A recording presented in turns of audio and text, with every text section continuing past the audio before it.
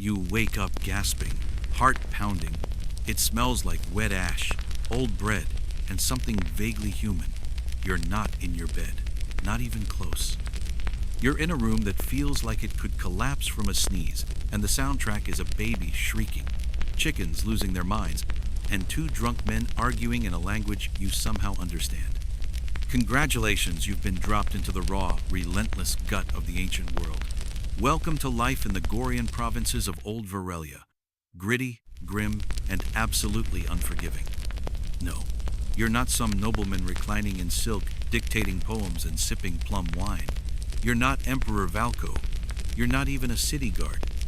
You are you, and you've landed with zero warning in a time where sandals slap on sewage-covered stone, and people die from bad plumbing and worse politics.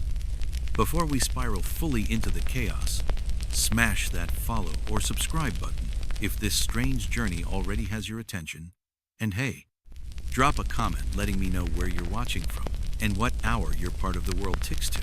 It's always wild to see just how far across time and space we connect. Now, kill the lights. Maybe turn on a fan for some ancient atmosphere, and let's unravel this madness together. Your eyes blink open to a sliver of grim light, the smell of mildew thick in your nose.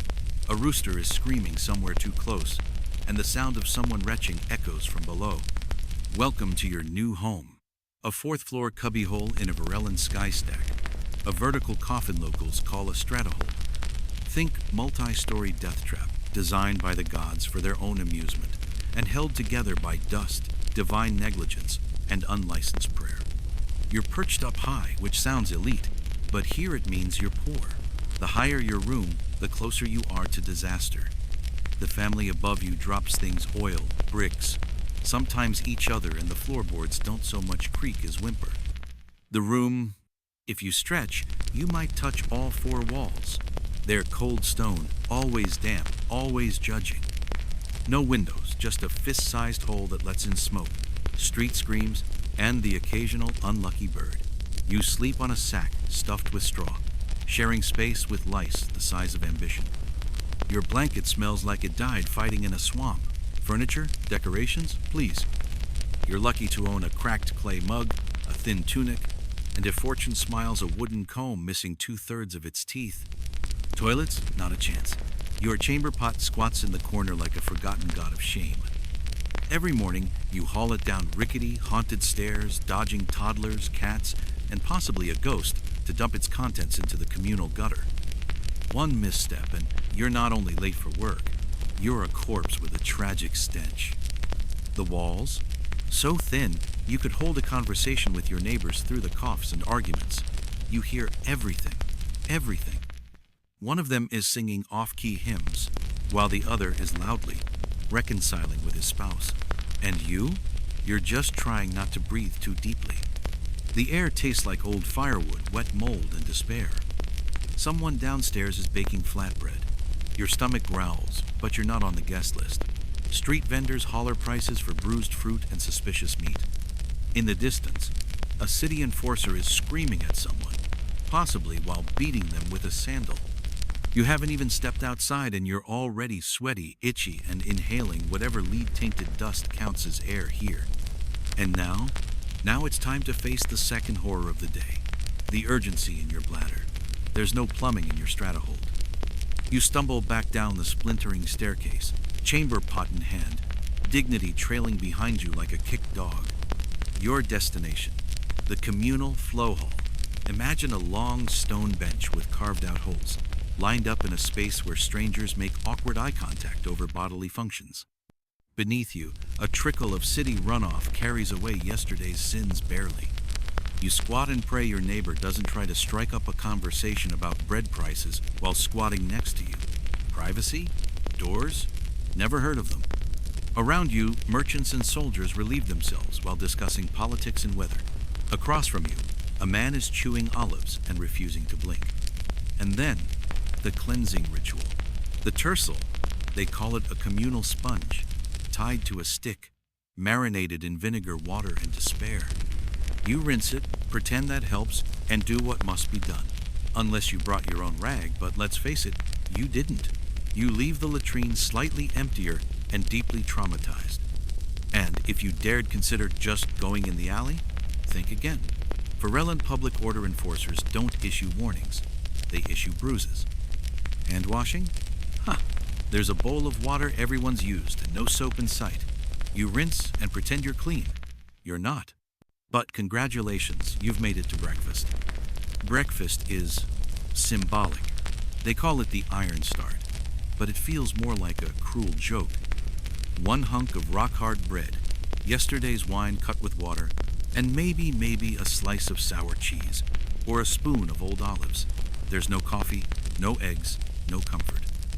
Just rough panis viris, a grain brick dense enough to double as a weapon, and watered wine so weak it might as well be grape-scented regret. There's no kitchen, so you eat squatting beside a fountain, chewing your flavorless bread alongside other miserable citizens. If someone's selling hot chickpea patties or honey cakes, your stomach growls, but your coin pouch whispers, "Dream on." You gnaw, you swallow. You pretend the garum fish sauce smeared on your crust is flavor and not just fermented despair. You're not a hero. You're not even interesting. You're just another face in the crowd, unwashed, underfed, and about to walk 6 miles in sandals that hate your feet. And the worst part? You've got 23 hours to go. So unless your great Uncle Balric croaked without heirs and left you an olive grove, congratulations, you're working. And not in a cozy parchment sorting way. You're breaking your back under the blazing Varellan sun with nothing but sweat, sandals, and shattered dreams. Maybe you're a mud hauler, a wall layer, a pot molder, or if the gods really despise you, a tunnel scrubber in the city's infamous waste channels. The Varellan Empire needs everything: roads, bridges, shrines, bathhouses, temples, more roads, and someone's got to build them. That someone is you, with your own cracked hands and sandals that offer the same support as a wilting cabbage leaf. The Labor Day starts before the sun even yawns. Your shift begins with a shout in ancient Varan from a foreman who's already swinging a stick like he's chasing ghosts. Be late, and your day's wage disappears faster than your will to live. Be very late, and you're getting a public thrashing and a pink slip, which here means starving with honor while people walk around you like you're decorative street meat. Your tools? Glorified sticks and hope. You dig with a splintery excuse for a shovel, carry bricks stacked higher than your ego, and haul water from a cistern that smells like pickled dreams and regret. No gloves, no helmets, just sun, grime, and a constant awareness that a single misplaced step could turn you into an ancient pancake with a tragic backstory. And if you're a craftsman, bless your soul. You're in a swarm of others hawking the same wobbly clay pots, scratchy tunics, or discount sandals. Undercutting prices is the local sport. And if a wealthy citizen doesn't like your nose, too bad. He sneezes in your direction, and your entire week collapses. Even the respectable gigs, messenger, scribe, tutor, are no better. You might sprint across the cobbled maze of Varellan streets with scrolls clutched to your chest like a frantic chicken. Or you might be stuck scratching numbers for a pompous merchant who thinks thank you is a sin. Or worse, trying to teach ancient dialects to noble brats who believe they're minor deities and treat their inkpots better than you. Women? Oh, they're working too. Harder, probably. They're weaving, spinning, peddling dried herbs in the sun, raising 4 children, keeping a rat-infested flat clean, and somehow not collapsing from childbirth while their husbands complain about sore backs. Multitasking before the word even existed. Lunch? A mirage. You might get a short break maybe if your overseer isn't trying to suck up to a visiting prefect with, "Look how hard my workers suffer," energy. So yes, in this world, you work. Or you die trying. The empire might last forever, but your spine sure won't. Now, assuming you've made it through the morning without collapsing from dehydration, snapping a bone, or offending a city god, it's time to wade into the real battlefield, the streets of Viran. Imagine a market square bred with a demolition derby inside a haunted alley. The sun is blazing. The noise? Unreal. You're elbow deep in the city's swirling chaos. Hawkers shouting in 6 tongues. Goats fighting rats for stale bread. Beggars with better singing voices than the temple choir. and merchants trying to sell you questionable lentils with suspicious confidence. Picture this. A child chases a pig through a puddle of vomit. A man in sandals yells about prophetic chickens, and someone pickpockets you while pretending to help an old woman cross the street. It's like someone put chaos in a jar, shook it, and dumped it over cobblestone. And that cobblestone? Oh, it's legendary. The Varellans take pride in their roads, marvels of engineering, they say. What they don't mention is the cocktail of things coating those roads. Piss, spilled wine, rotting food, goat droppings, yesterday's dinner, and a healthy splash of fermented fish sauce. Fall off the sidewalk, and by sidewalk, we mean two narrow ledges made of divine indifference and congratulations. Your sandal has just been baptized in the sewage stream that runs right down the middle of the street. Open drainage, the pride of the empire. And the carts? They don't stop, they don't slow, they don't care. During the day, heavy wagons are banned. So drivers wait until nightfall and then barrel through like drunk charioteers on a sugar high, racing to the underworld with your shins in their path. If you manage to avoid being squashed, you'll still face a barrage of elbows, baskets, and the occasional feral goose. You dodge, you duck, and maybe if you're truly blessed, you don't offend a noble's exotic monkey. Because if you do, that's a crime, a literal crime. The monkey has more rights than you. The smell, a poem of pain. Incense from temples, soot from cooking fires, the sweet rot of public latrines, and sometimes just casually a dead animal. Yes. If a mutt keels over near the plaza, someone might drape a cloth over it and keep walking. Problem solved. Public street scenes are their own circus. Brawls break out randomly. Processions stall traffic for hours while trumpets scream the national anthem in what can only be described as key adjacent. There's always someone climbing something they shouldn't. And once, someone set a goat on fire for political reasons. You're not sure why, but nobody stopped them. By this point, you're sweaty, itchy, and one minor inconvenience away from rage-eating your own sandals. You crave water. Just a drop. The good news? The Varellans built aqueducts that channel water right from the hills. The bad news? Unless you live in Adamas with a personal fountain, you're sharing it with thousands of strangers who think hand-washing is for cowards. You line up at the public fountains, where people dunk feet, scrub clothes, rinse vegetables, and occasionally baptize children in the same pool. Hygiene? More like damp hope. If you really want to clean up, your best option is the Thermes public bathhouses. Grand, elegant, and absolutely disgusting. You bathe with everyone, politicians, thieves, philosophers, and guys who think bath time is also business time. Soap doesn't exist. Chlorine isn't a word. You're soaking in a stew of warm water and unspoken sins. Conversations are loud, politically charged, and awkwardly nude. One man's trimming his toenails with a knife. Another is arguing about taxes while someone else tries to sell you socks. And the water? It's recycled. It's touched more strangers than a public handrail. If you came to feel clean, you're going to leave spiritually muddier than before. And fun fact, the plumbing system? Made with lead. Glorious poison-infused lead. The Varellans were engineering geniuses, but chemistry illiterate. After a while, the city's divine plumbing might bless you with anemia, infertility, gout, or full-blown madness. So if you want to drink something safe, pour a cup of wine. Yes, seriously. Water is shady in the poorer zones. Street runoff and latrine overflow are the real local flavor. Wine is watered down and served to everyone, toddlers included. Because when your empire's crumbling, a permanent buzz is the only way to cope. And now, back to the chaos. The streets aren't clearing up anytime soon. A pipe exists, sure, but for the average citizen of the Varellan Empire, every sip of water is a roll of the dice. You could be refreshing yourself, or signing a slow-motion death sentence. Bathe at your own risk. Rinse your feet, and maybe say goodbye to a toe. Hydration is important, but survival, optional. Welcome to Varelia, where pain isn't an unfortunate part of life. It's the constant background hum that follows you, like a cursed bard with a drum. Stub your toe? Too bad. No ice, no bandages, You clench your jaw, grit your teeth, and keep hobbling until it either heals wrong or your toenail launches itself into the afterlife. Break a bone? Wrap it in the nearest stained cloth, and hope gravity is feeling generous. Got a splinter? Congratulations. That could be your origin story or your final chapter. Comfort isn't a priority here. In fact, it's barely a concept. The tools you work with are blunt, cruel, and ergonomically offensive.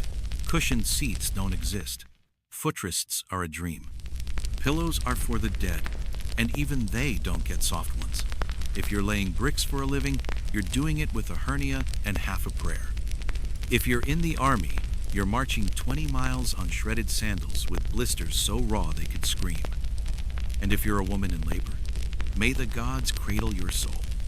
Midwives might chant a blessing or wave some herbs, but there's no pain relief, no sedatives, no guarantee you won't scream yourself into another realm.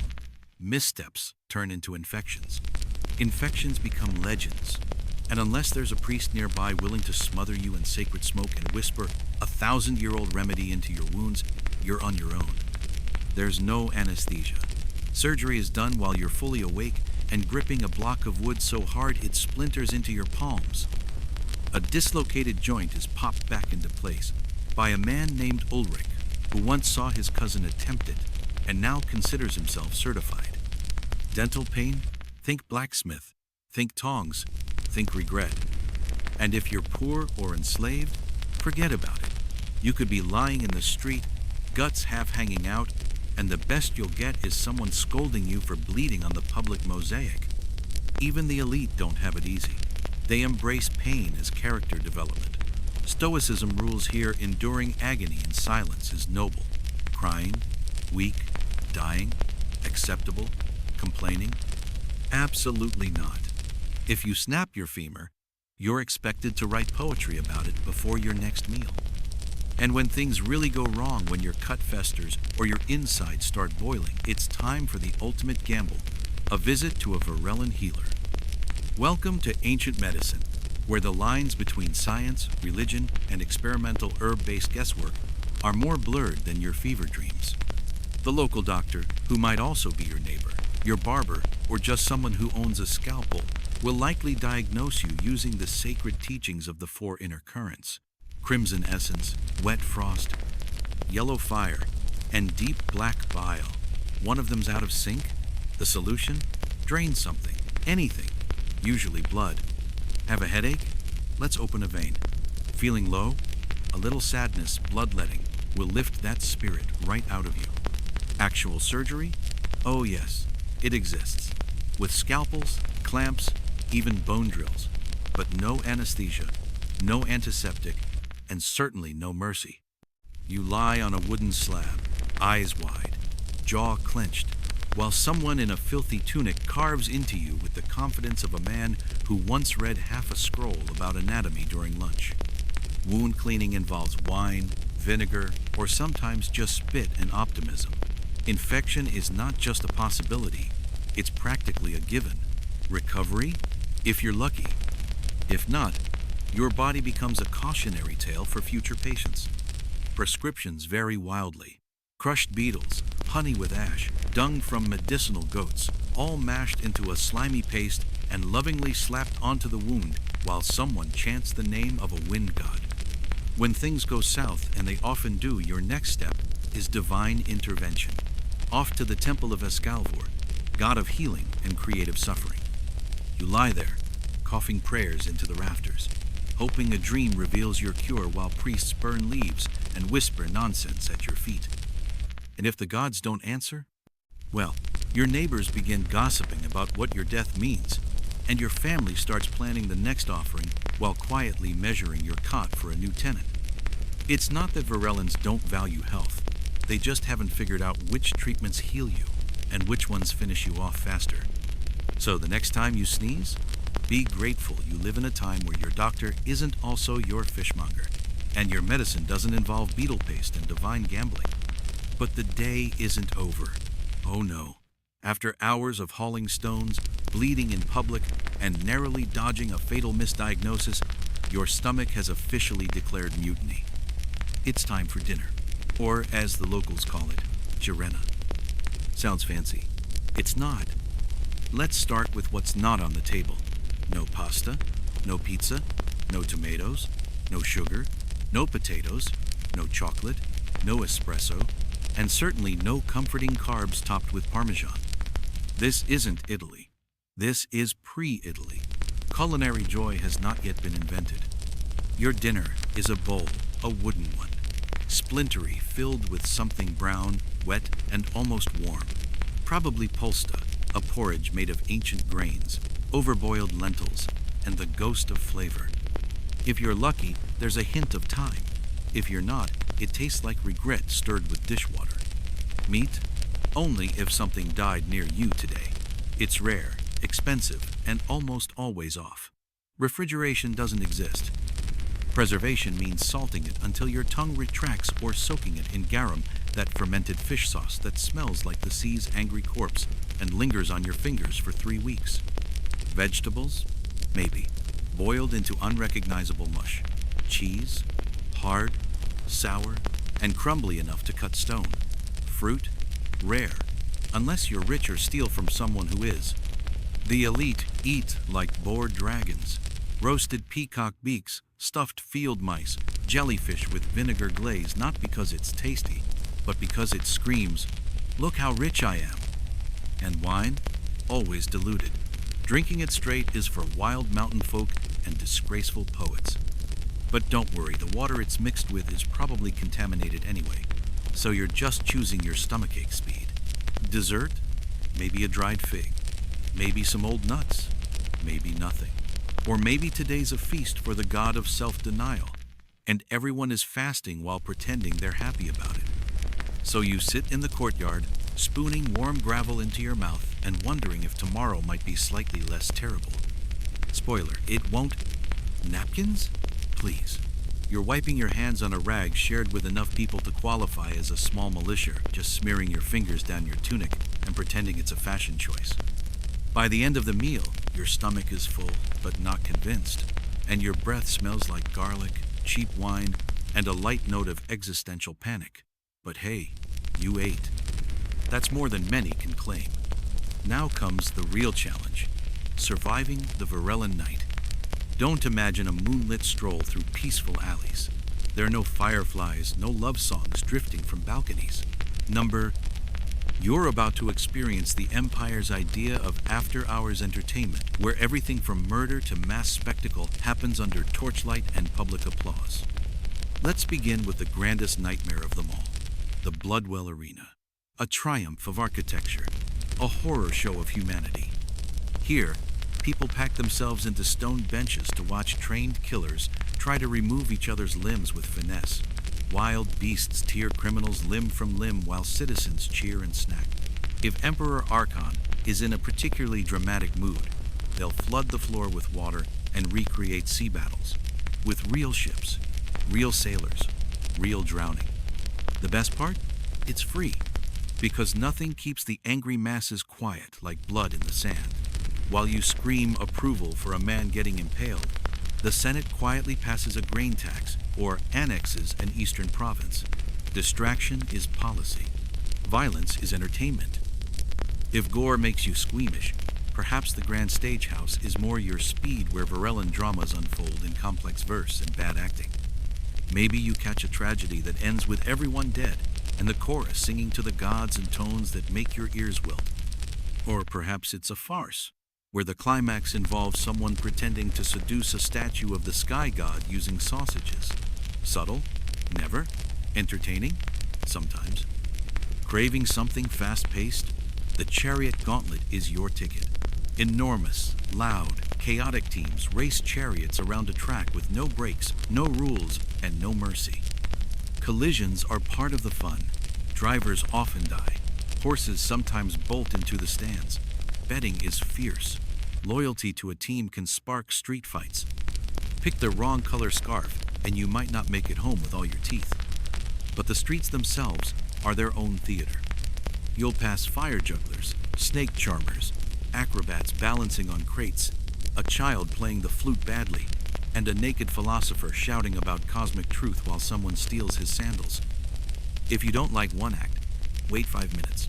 Someone will get arrested or spontaneously combust, and the mood will shift. Beneath all the mayhem lies a beautiful, brutal truth. Varelia uses spectacle like a drug not to inspire, but to numb. The louder the crowd, the more they forget that their homes are collapsing and their dinner tasted like salted despair. And if that doesn't distract you, there's always more watered wine. But let's say the chaos isn't your concern. Let's say you're more worried about staying out of trouble. Welcome to Justice, Varellan style.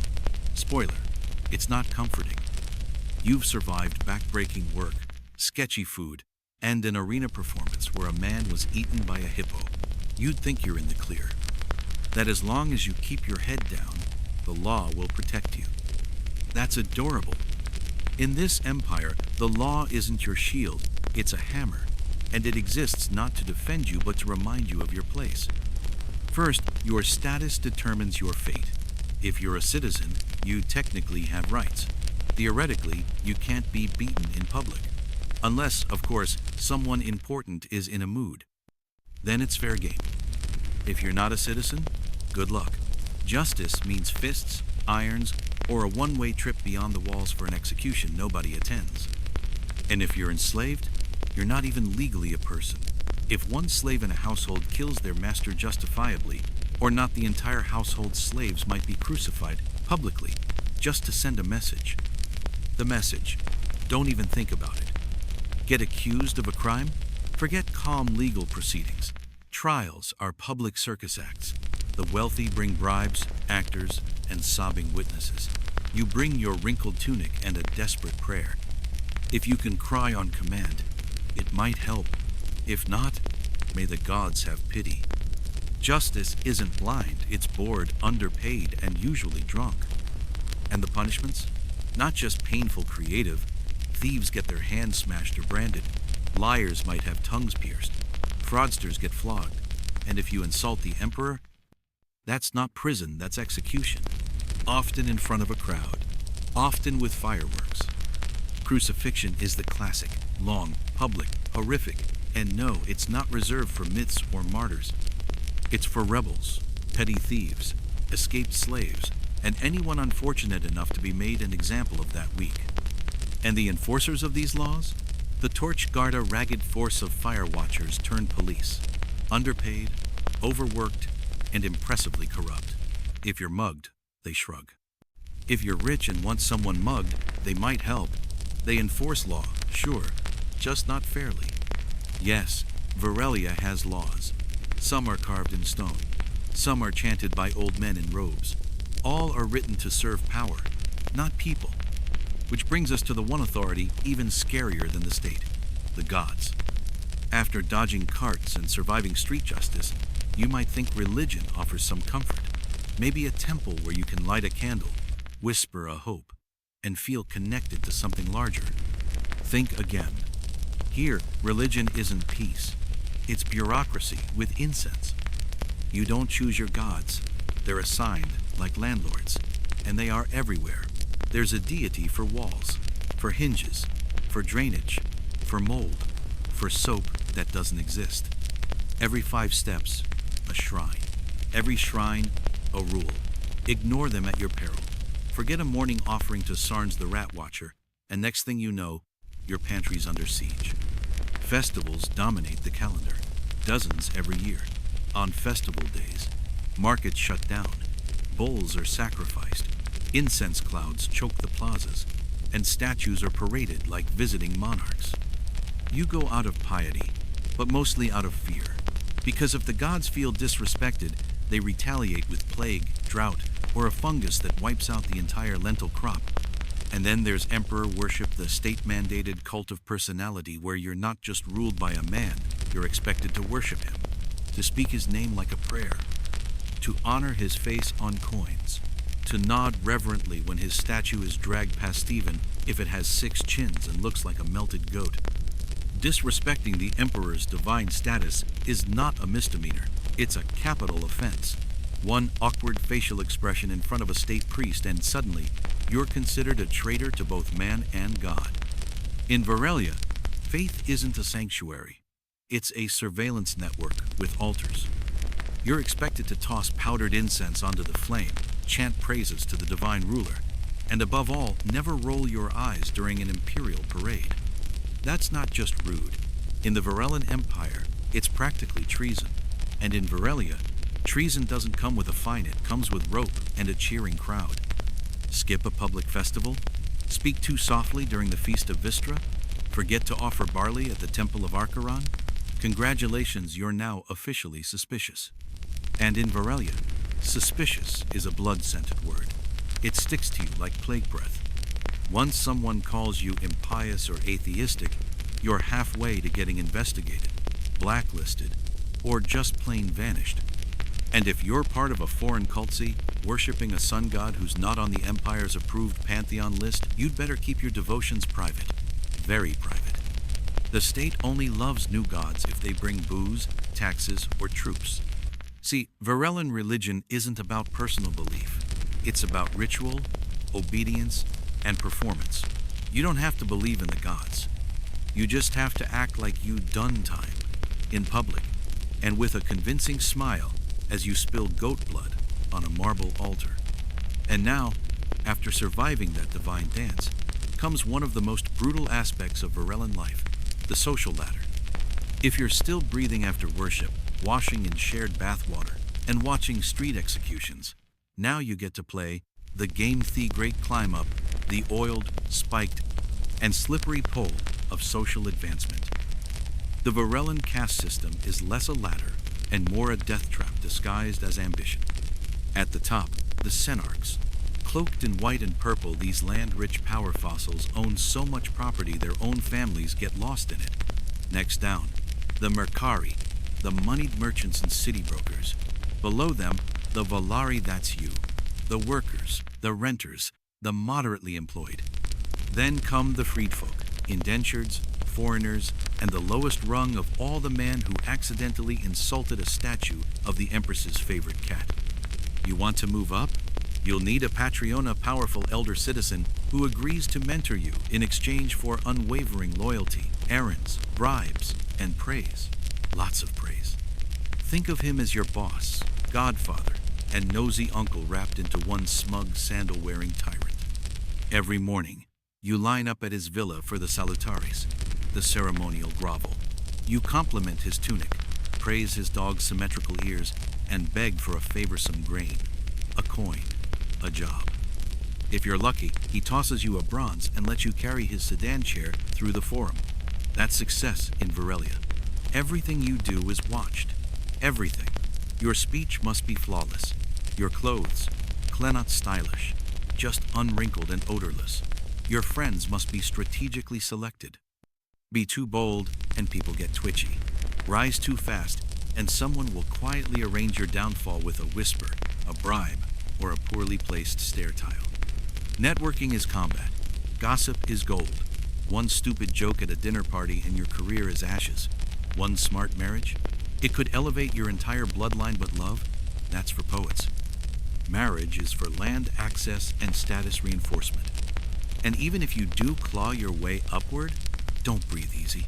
One bad harvest, one ritual skipped, one rival with connections, and you're out. Not demoted, erased. And now, night falls again. Surely now, finally, a chance to rest? Perhaps sit by a lamp and enjoy a rare moment of stillness?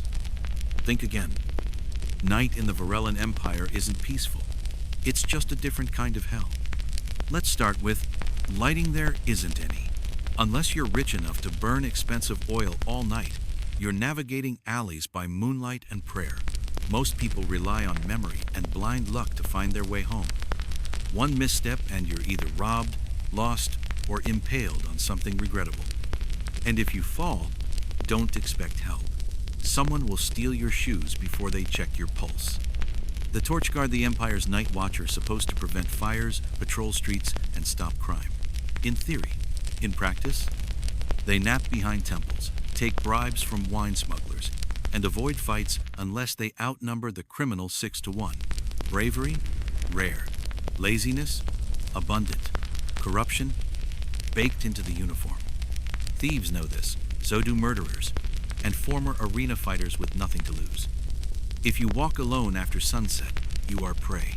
Unless you're fast, armed, or invisible, your best hope is looking too poor to rob. And then, the greatest fear of all, fire. Your beloved home, the charming stratahold you rent on the fourth floor of a decaying tenement, it's made of wood, sorrow, and rat droppings. Cooking at night is illegal for a reason. But laws mean nothing when hunger hits. One kicked oil lamp, and your building becomes a blazing funeral pyre with no plan for escape. The fire of year 464 didn't light itself, but once it did, it consumed half the city while the torch guard argued over who should fetch the buckets. If you're lucky, you smell smoke just in time, grab your tunic and your dignity, and flee barefoot down collapsing stairs. If not, you become tomorrow's cautionary tale. If the fire doesn't kill you, the noise might. Drunken parades, cult processions, pounding drums for obscure moon gods, street festivals with flutes, shouting, and someone reciting erotic poetry way too loudly.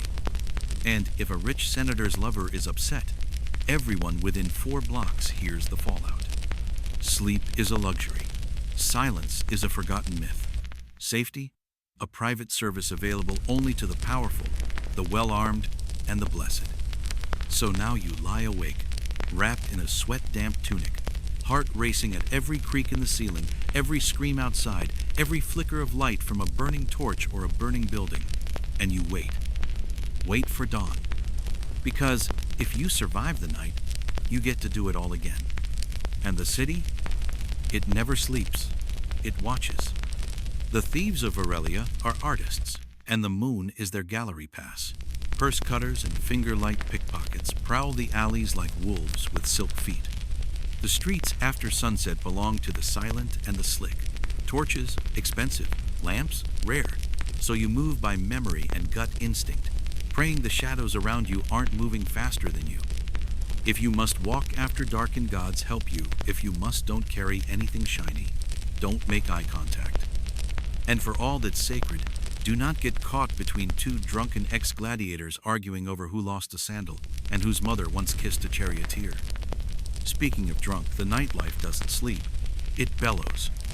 Taverns explode with cheap vinegar wine, off-key lyre music, and men who yell slurred odes to war gods and women they'll never impress. Dice games end in blood.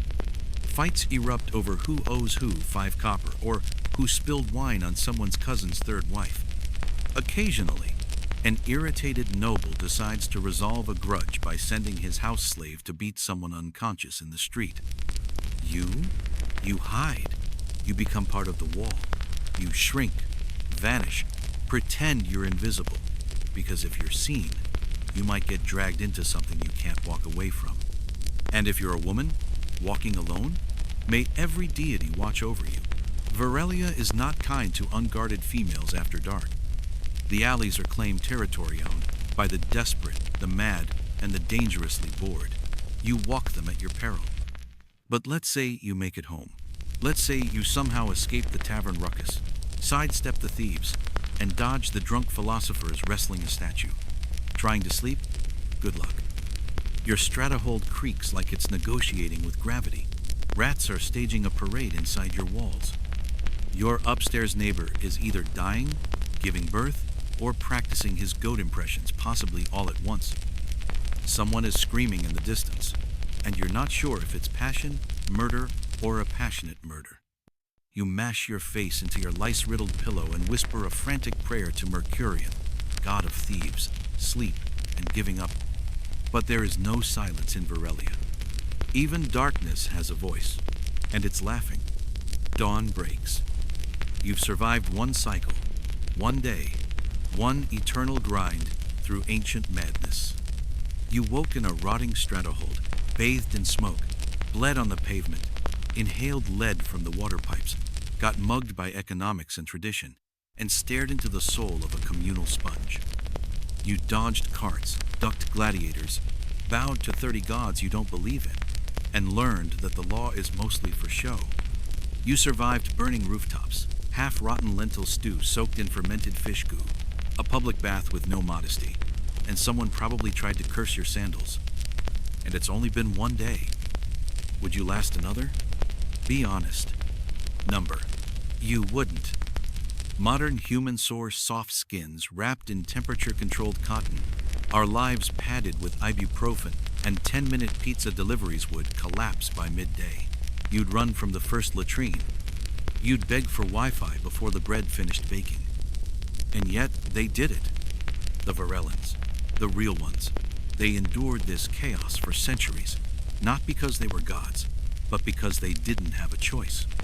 And here's the unbearable truth. It worked. In the filth and noise, they built wonders. Cities with functioning water systems, roads still walkable, laws flawed, brutal but organized, libraries, arenas, temples, bureaucracy before anyone could spell it, surgery with bronze knives, star maps scratched into clay tablets. They invented concrete that laughs at time. Their languages seeded half the world's dictionaries. Their buildings inspired every dome and column you admire today. Their republics, their vetoes, their senatesacho in our own democracies. And they paid for it with blood and boredom, with sandals worn down by stone and backs broken by ambition. Because Varelia, like the Rome, its shadows wasn't built of marble. It was built of survival. One layer, one law, one tired soul at a time. Could you have lived there? Number, and that's okay.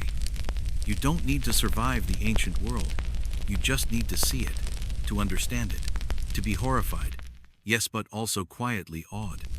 Because somewhere, once, someone just like you woke up in the stink and sweat of a tenement, tied their sandals, and helped build an empire. Now, shift your imagination. Picture a girl, royal blood in her veins. A name that would one day echo down rebel-filled canyons. Rhodogon. No silks, no perfume. She was raised on battle maps and backroom diplomacy, not on fruit bowls and flattery. Daughter of Mithrasi II, conqueror king of Pathenra, Rhodogon was born not into comfort, but into conquest. While other noble daughters learned embroidery and giggled in marble courtyards, Rhodogon listened to arguments about war logistics, betrayals, and how many men it takes to occupy a rebellious valley. She grew up with her boots on, not a princess in waiting, but a storm in training. In Pathenra, women weren't always given the spotlight, but they took it anyway. Some ran cities, others orchestrated dynasties. A few, like Rhodogon, aren't the kind of stories legends envy. And she didn't rise by marriage. She rose by blood and vow. She became famous not for who she wed, but for who she defeated. But that's later. First, we have to understand the fire she walked through. Because Rhodogon wasn't content to sit still while the world burned. While other royals posed for statues, she read enemy correspondence. While courtiers gossiped, she plotted troop deployments. And one day's worn before her gods and her generals, she made a vow. She would not wash her hair until the rebellion was crushed. Spoiler, it took a while. But before we reach that storm-wreathed crown moment, we need to know this. What kind of rebellion dares to rise against a woman who wears armor better than silk? Because the Pathenran Empire, like Rome, like Varelia, looked impressive on the map. But beneath its surface, boiling cracks. The empire she fought for stretched not like gold leaf across a map, but like a hastily patched quilt of old loyalties and newer threats, more duct thread than marble, sewn with marriage alliances, old blood oaths, and the occasional sword pressed gently but firmly into someone's neck. From the Sunwater Gulf in the east to the far-breathing hills of old Mesodan, the borders of Pathenra held but just barely. So when a rebellion broke out in the western provinces, likely Media or the highlands near ancient Babrasid, wasn't exactly shocking. What was shocking was the audacity. These weren't ragged farmers refusing tax grain. These were titled nobles, city magistrates, fortress commanders, people who had dined at court once and now raised banners against it. Maybe they saw weakness in the crown. Maybe they saw opportunity. Maybe, just maybe, they thought the throne's absence of a royal enforcer gave them room to rise. They didn't just protest. They seized garrisons, silenced imperial envoys, and sent word to the capital that the empire could go polish its own sandals. Under normal circumstances, the king would have dispatched a puffed-up cousin or some half-retired general with more medals than instincts. But this wasn't normal. And Rodigan? She didn't wait to be asked. For reasons that historians still bicker about: timing, strategy, pride, Vengeance stepped forward herself, not with scrolls, with steel. She mounted a horse, strapped on armor, took a vow so public, so bold, it became a war cry before the campaign had even begun. She would not wash, comb, or tend her hair until the rebellion was crushed. Not a ceremonial flourish, not a poetic gimmick, a living, visible promise that until victory was hers, her dignity would suffer beside her empire's. It was more than a stunt. It was defiance made physical. Every tangled, matted strand became a banner. Every soldier who saw her wild hair saw their unfinished war staring back. She didn't look like a princess anymore. She looked like resolve. The rebels, expecting a bejeweled court negotiator or some aging general who still used perfume, instead got Rodigan, the unwashed storm woman with a voice like a blade and eyes like cracked obsidian. And she wasn't coming to talk. When Rodigan rode out from the capital, she didn't bring rose petals or temple blessings. She brought cavalry, grit, and the weight of an empire daring her to win. Gone were court silks. Gone were sweet-scented oils. Her hair, famously untended, began to tangle into war ropes, thick with wind, grit, and defiance. She didn't polish her images. He weaponized it. And this campaign? It wasn't a one-siege wonder. This was grind warfare. City after city, fortress after bluff. The rebels were dug in, fortified, confident. They thought hesitation would follow their defiance. What they got was a woman who hadn't blinked since the rebellion began. Rodigan employed classic Pathan-Ran maneuvers, lightning strikes, fake retreats, night raids.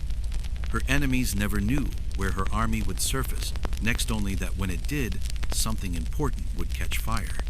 She didn't stay intense while others fought. She didn't delegate danger. She rode at the front, armor dented, hands calloused, and hair now halfway to myth. It was said that by the third month, her locks had begun to twist into cords thick with dirt, sweat, and battlefield chants. To her enemies, she was a ghost. To her soldiers, she was an oath. Some rebel commanders began to mutter that no noblewoman could fight like this. They called her the Witch Queen, not because she cast spells, but because no woman with court blood should still be riding through storms and sleeping under stars without touching soap. Clearly, they reasoned, something unnatural was afoot. But it wasn't magic, it was conviction. By the time her army reached the final rebel stronghold, a walled city bloated with stolen grain and overconfidence, Rodigan had become a storm in the shape of a human. Rumors about her crossed battle lines.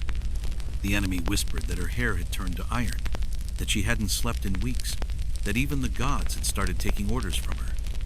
The rebels braced for a headlong assault. They got silence. Rodigan didn't crash into the city. She surrounded it. She cut it off. Trade routes? Severed. Supply caravans? Burned. Wells? Poisoned. Every messenger that tried to sneak out vanished. Time itself became her siege engine, and she used it with cruelty. While the city starved, she waited. Her army camped outside, living on gritty rations and stories. She ate what they ate. She sharpened her own blade. She patrolled on foot. She still refused to wash. No one joked about the vow anymore. In the ranks, it became sacred. No one dared even suggest breaking it. Her hair wasn't just hair. It was a standard, a flag made of flesh and patience. It reminded them, this isn't over until we win.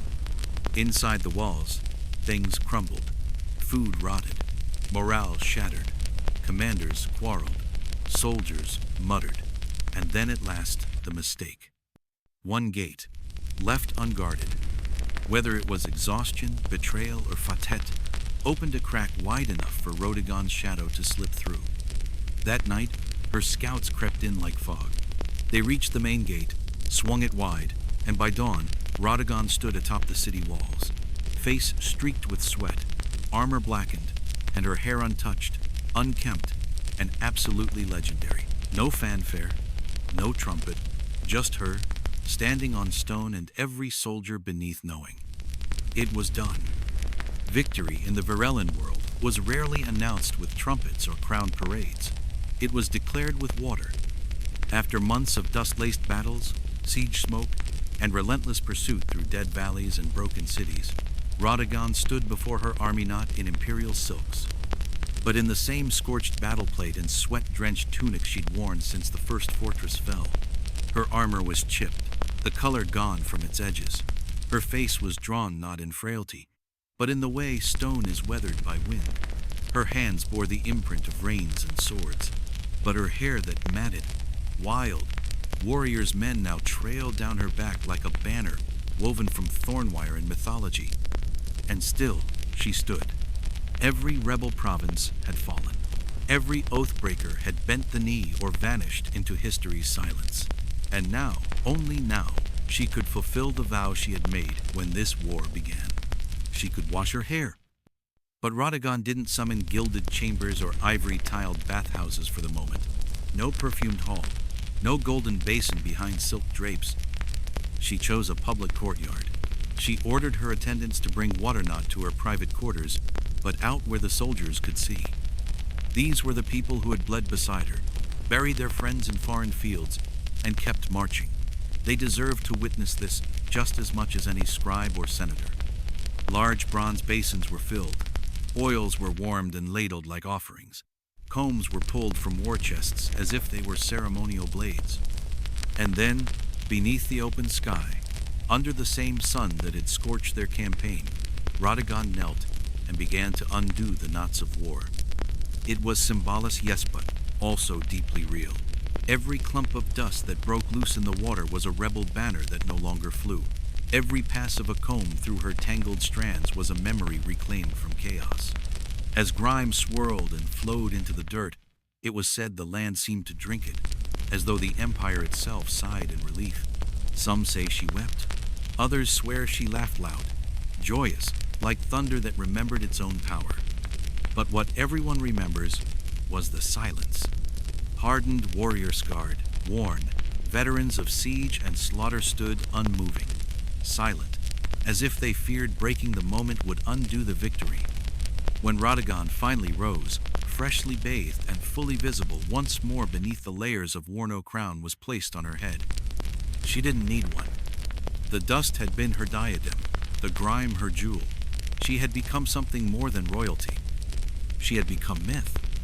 She could have galloped straight to the royal court and let the capital drown her in flowers and flattery. Let the poets squabble over which stanza best captured her brow. But she didn't. She took the long way home. On foot, on horseback, visiting each liberated city, one by one. She didn't march in as a conqueror, walked as a guardian. She paced the streets, studied the walls, listened to complaints, slept in garrisons. She asked for no tribute but demanded vigilance. This wasn't pageantry. It was purpose. She knew that empires don't crumble because of enemies. They rot from forgetfulness. Radagon refused to let the people forget what had been fought for. She made them remember it in her footsteps, not in songs. Her presence was not intimidation, it was reassurance. She spoke softly, but she heard everything. To cities that stood loyal, she gave honor. To those who had wavered but repented, she offered clemency, not forgiveness, but survival. To the truly treacherous, she offered only her silence. By the time she finally returned to the royal court, the legend had already arrived days ahead of her. The scribes practically fell over themselves to write her saga. Artists fought over whether to depict her as the lioness in armor or the priestess in flowing robes. Ministers whispered behind silken curtains, unsettled by what it meant to have a princess more beloved than most kings. Because what do you do with a woman who commanded armies, kept her vow, and came back with half the nation ready to follow her anywhere? Some officials suggested a diplomatic marriage to dampen her influences if anyone could tame a storm by tying a ribbon around it. Others suggested she be installed permanently on the empire's distant borders, far from the court, where her presence would inspire soldiers but not frighten politicians. Radagon, she didn't care. She had never sought titles. She had no hunger for thrones or carved benches in perfumed rooms. The battlefield had already been her throne, the vow her law, the respect of the people her coronation. She stayed in the capital, but not of it. Her days passed in quiet. She met with generals, nodded at envoys, walked the palace corridors in silence, but her silence spoke louder than their speeches. Ministers adjusted their policies based on a frown. Commanders delayed campaigns hoping for a single nod of approval. She spoke rarely, but when she did, the room fell still. And then came the part that baffled every noble and scholar alike. She didn't try to rule. She didn't push for power. She didn't ask for land, titles, or thrones. She simply was. She had become an idealizing, breathing, impossible to ignore. Poems were written about her, sculptures cast in her likeness, gossip flowed like wine, but none of it mattered as much as the truth known by every soldier who had marched under her banner. Radagon didn't need to seize power. She embodied it. And in the shadowed corners of the palace, where courtiers schemed and politics curled like smoke, her quiet unsettled the entire order, because no one knew what she'd do next. Not even Radagon. For the first time in years, she wasn't chasing rebels or commanding sieges. She wasn't making vows. She wasn't bathing in ash or sleeping under stars. She was still. And her stillness was terrifying. What does a woman who conquered without needing a crown do when there are no more battles? Historians have speculated. Some believe she used her silence as strategy, that she made every movement matter, that her presence, her glance, became a vote unto itself, that a single word could shift the balance of the court more than any royal decree. Because sometimes the most powerful move is no move at all. And so she waited and watched. And as time passed, Radagon's name didn't fade, it grew. It tangled itself into the roots of legend, into the stones of fortresses, and into the hearts of the empire's people. She was no longer just a princess. She had become memory made flesh. Radagon's name, once spoken like fire and wind, began to fade not in the hearts of the people, but in the records of power. Pathanran scribes, ever eager to lionize kings and chart dynasties in neat scrolls of stone and gold, began to sideline the warrior who had refused to sit still. Her silence, once a strategic weapon, now became the excuse for omission. No grand mausoleum rose in her name. No epic poem etched in palace halls carried her likeness wrapped in golden ink. But legends never ask permission to survive. In the outposts where her banners once snapped in the wind, in the villages she spared, and the cities she restored, Radagon's name lingered. Not etched into marble, but passed in whispers, mother to daughter, soldier to soldier, rebel to rebel. To some, she was a ghost, a war-born spirit who vanished into myth with hair like coiled thunder. To others, she was a memory that refused to die. She wasn't just remembered, she was feared. Mothers told her story not as fairy tale but as prophecy. Beware the quiet woman with purpose, they warned. She does not strike often, but when she do, she ends empires. Her military tactics became sacred recitation mantras for commanders. Her siege playbook studied in foreign lands. Her vow never to tend her hair until the rebellion fell became more than eccentricity. It became doctrine. Rebels invoked her name in frightened half-jokes, wondering if she might return. Tangled mane flying, teeth bared like a goddess of vengeance who still hadn't had her final wash. Because there's something unholy and unforgettable about someone who breaks every rule of their time and still wins.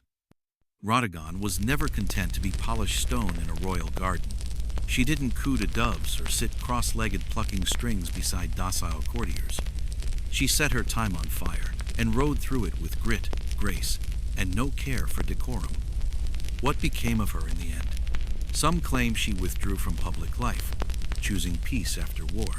Others say she remained behind the curtain, shaping foreign policy in shadows, guiding generals with glances.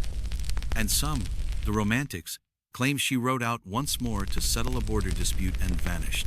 Her final campaign never recorded, never confirmed. What's certain is this: her legacy never left. Rhodegon may not have worn the crown, but she ruled in a way no diadem ever could. She redefined loyalty. She proved a vow, even one as strange as refusing to comb your hair, could bind hearts stronger than a royal seal. She taught her people that leadership isn't granted by birth or declared in law, it's earned in grime, in pain, in standing beside the people you command, not above them. History gave her a footnote, but the dust of Pythenra, it still whispers her name. Because memory lives not in marble, but in soil. She is remembered in the cracked footprints pressed into dry roads, in the lullabies sung to stubborn daughters, in battle cries that begin not with the names of gods, but with hers. She didn't conquer for glory, she conquered expectation. In a world where women were told to remain behind curtains while their brothers bled in their name, Rhodegon pulled the curtain down, tied her hair into defiance, and stepped barefoot into the mud with a sword in hand. She never asked for permission. She commanded, and the empire didn't fracture. It followed. And more than that, she showed her people something no law could ever demand: true loyalty, the kind that is earned in trenches, not thrones, in vows kept longer than comfort, in standing, unbroken, when everything around you begins to fall. Rhodegon was no saint, no perfect marble statue. She was filthy, furious, and real. And that is why her story endures. Because in that grime was dignity, in that silence was strategy, and in that hair, tangled like the very history she defied, was the mark of a ruler more lasting than any polished crown. Long after Pythenra turned to sand, after dynasties dissolved and kings' names were forgotten, hers returned in poems, in murals, in moments of resistance. No state sponsored her memory, but the earth remembered.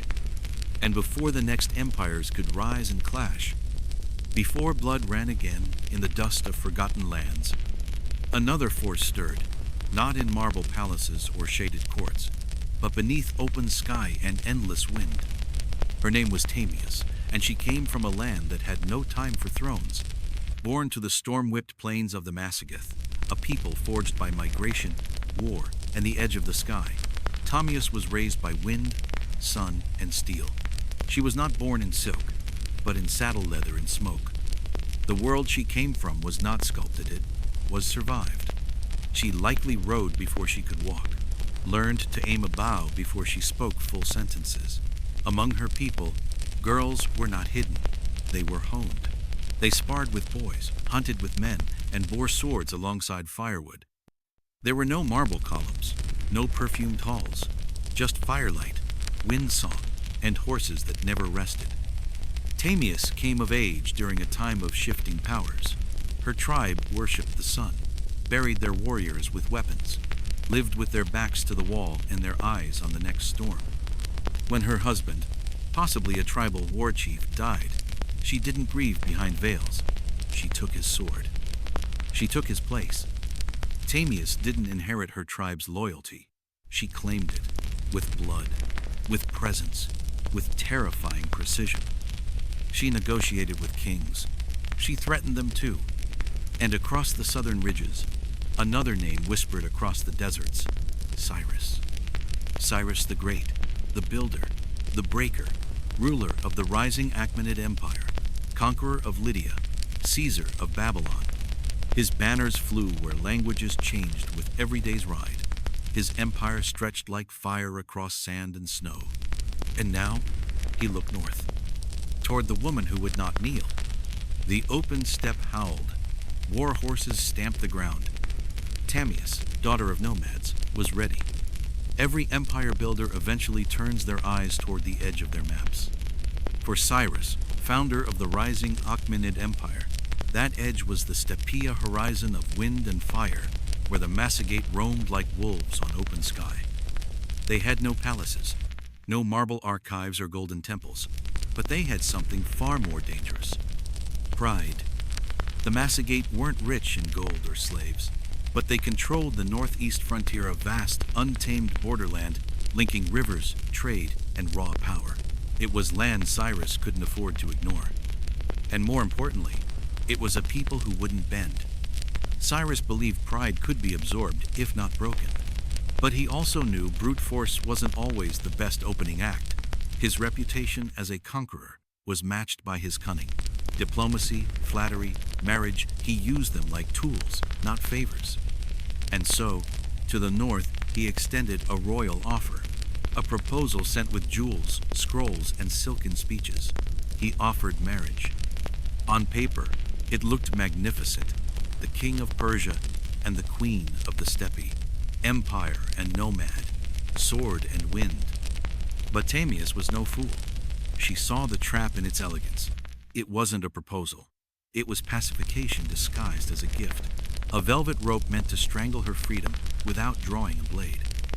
She refused, and her rejection echoed like thunder through the polished halls of Pelaftor, the heart of Cyrus's empire. The insult stung. The refusal enraged. And the silence that followed was not peace, it was the pause before fire. Cyrus no longer spoke with words. He gave his orders in the language he knew best: war. The Araxian River had long been the natural barrier between his growing realm and the Massagate wilderness, a symbolic line in the sand. But now, Cyrus crossed it not with a whisper, but with iron. Tamias had warned him. She had sent word before, a final message carved in steppe plain speak: cross the river, and you will regret it. Cyrus crossed anyway. He built a bridge of boats across the Araxes, linking his army with the unknown lands beyond. His forces marched under the banner of Persian destiny, confident in numbers, steel, and centuries of warcraft. He had no idea he had just walked into the teeth of a mother's vengeance. Tamias did not meet him head-on. Not yet. She pulled back. She allowed him to advance. The wind in the grass carried no answer. Then came the abandoned camp, well stocked, littered with food, and, most temptingly, wine. Cyrus believed the Massagate had panicked and fled. He took the bait, left part of his army under the command of his trusted general, Harpagus, and settled in for what looked like a tactical victory. But it wasn't a retreat. It was a trap baited with ignorance. That night, as the camp drank itself into comfort, Tamias returned with riders like silent arrows cutting across the night wind. Her army descended like thunder with blades drawn and no mercy. The massacre was swift, brutal, and precise. Among the fallen was her son, Sparavisa, young war chief, who had commanded her flank. The accounts vary. Some say he was captured, then took his own life to deny his enemies a spectacle. Others say he died in the fight, sword still wet with Persian blood. The details don't matter.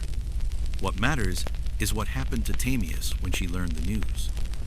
Something broke, and something else hardened. She had lost her son, her blood, her heir. But what rose in his place was not sorrow, it was a storm of vengeance forged in maternal wrath. She sent one final message to Cyrus. No plea, no parley. A promise. You hunger for blood, she said. I will give you your fill. She vowed to make the rivers run red. She vowed that the last face Cyrus would ever see would not be a courtier or a concubine. It would be hers. Now, Cyrus didn't face a rival queen or even a tribal commander. He faced a mother with nothing left to lose. The final confrontation was not a raid. It was not a border skirmish. It was an execution long foretold. As dawn burned its way across the open sky, the steppe shimmered like steel. The ground vibrated with the weight of hooves, and at the front of her assembled army stood Tamiasclad in bronze and fury. She didn't need banners. The sun lit her armor like fire. She didn't speak. Her silence said everything. Cyrus had conquered kings. He had shattered cities, but he had never faced a force like this. A woman who ruled not through birthright or crown, but through vengeance, precision, and rage. She was no longer Tamias of the plains. She was a storm given flesh, and the wind howled her name. Tamias was no longer a queen. She was a storm given shape, wind and vengeance bound in bronze and fury. Behind her, the warriors of the Massagate prepared not for war but for justice.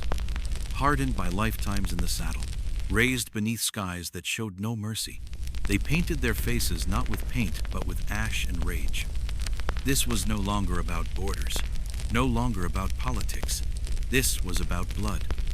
Cyruso, confident in his long chain of victories, so certain that these horse riders were nothing more than a scattered people with bowshad, made the oldest mistake in empire. He underestimated those who had nothing left to lose. Tamias had spent her life among warriors who lived by the wind and the bow. She knew war was not about force. It was about timing, position, purpose. She waited until every part of her fury was sharpened, until every rider knew not just what to do, but why they were doing it. Then she struck. The final battle's name is lost to time devoured by wind and eroded by centuries, but the fury that unfolded there scorched itself into legend. Her cavalry moved like shadowed flame across the steppe, 1,000 blades in motion. From horseback they loosed arrows like rain, then closed in with axes and spears. The Persians, trained and proud, were not ready for what they faced, precision guided by grief. Tamias did not command from afar. She rode with them, the queen among the riders, her own blade rising and falling. Every strike she made echoed the vow carved into her soul. Every charge she led was not for empire, but for Sparavisher's son. Her grief fueled her people's fire. The Persian lines held then, cracked then, shattered. The steppe devoured them. Some died where they stood. Others turned and fled, only to be hunted across the grasslands like ghosts who had dared trespass into a sacred place. And Cyrus, the great conqueror of cities, breaker of kings, self-proclaimed lord of the civilized world, fell. The stories differ. Some claim he was killed outright in the melee, struck down by a nameless Massagate warrior. Others say he was taken alive, then brought before Tamias for judgment. But all stories agree on this. He died on her terms. What came next was something more than revenge. It was ritual. According to the historian Herodotus, Tamias found Cyrus's body on the field. She ordered his head removed. Then she filled a wineskin with fermented grapes, but with the blood of his fallen army, plunged his severed head into it. "Drink your fill," she told him. "You thirsted for blood. Let it be yours." Truth or myth, it didn't matter. The message was eternal. Tamias, queen of the wind and ash, was not to be conquered. Not by proposal, not by army, not by empire. The steppe had swallowed the man who believed no frontier could stop him. And when the blood dried and the grass grew back, she stood where he had fallen, not broken, not bowed, but victorious. The news traveled fast. The world trembled.